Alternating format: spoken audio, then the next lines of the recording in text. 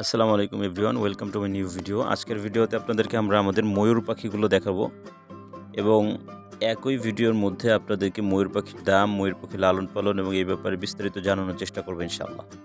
তো প্রথমে যদি আমরা শুরু করি, ময়ূর পাখি অত্যন্ত সুন্দর এবং অত্যন্ত চমৎকার, মানে আসলে দৃষ্টিনন্দন বার্ডগুলোর মধ্যে অন্যতম হচ্ছে ময়ূর পাখি। ময়ূর আসলে অনেকের স্বপ্ন বা ড্রিমের একটা জায়গা। আমরা যারা পেটস লাভার আছি, তো আমাদের পছন্দের শীর্ষে থাকার মতন একটা বার্ড হচ্ছে ময়ূর। তো আসলে ময়ূর পাখি লালন পালনটা অত্যন্ত সহজলভ্য একটা ব্যাপার। যদিও এক্সপেন্সিভ দামের দিক দিয়ে, কিন্তু কস্টিং ব্যয় মানে লালন পালনের কস্ট এটা একদমই কম। কারণ হচ্ছে নর্মালি এরা খাবার দাবার আমাদের এমনি গৃহপালিত পেটস বা মুরগি বা এই জাতীয় পাখিগুলো আমাদের যে খাবারগুলো খায়, এরা নর্মালি সেই সকল খাবারই অভ্যস্ত। এর সাথে প্রচুর পরিমাণ কাঁচা ঘাসও এরা খায়। কিন্তু মূল বিষয় যেটা আমরা শুরুতেই আলোচনা করব, সেটা হচ্ছে ময়ূর পাখি আমরা কোথায় পাবো। এবং একটা বিষয় সব থেকে আমাদের আগে জানতে হবে, ময়ূর পাখি লালন পালনের ক্ষেত্রে আমাদের বন অধিদপ্তরের কোনো বিধিনিষেধ আছে কিনা বা কোনো প্রকার রুলস রেগুলেশন আছে কিনা।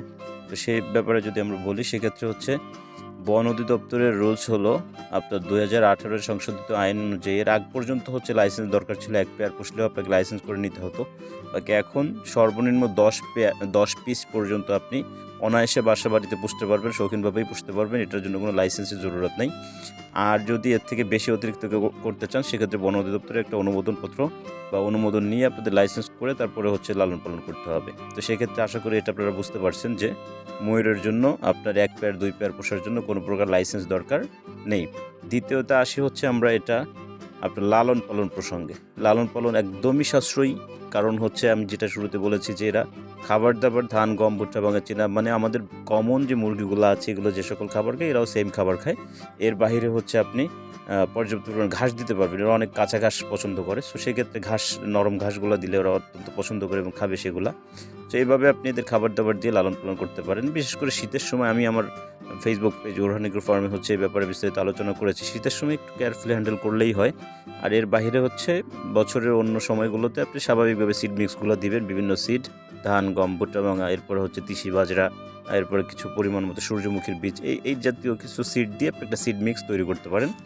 এর বাহিরে সেটা হলো আপনার ব্রিডিং সিজনের আগ দিয়ে কিছু পরিমাণে লেয়ার 1 বা এই জাতীয় ফিড দিতে পারেন। এটা যদি কেউ চান, আর যদি কেউ না চান তাহলে না দিলেও সমস্যা নেই।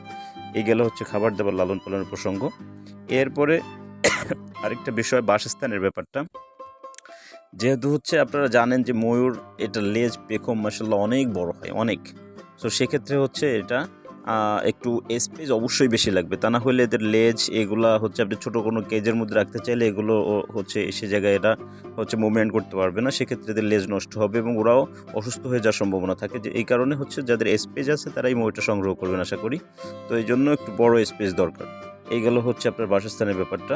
এরপরে সর্বশেষ যে ব্যাপারটা আপনাদেরকে জানাবো, সেটা দামের ব্যাপারটা।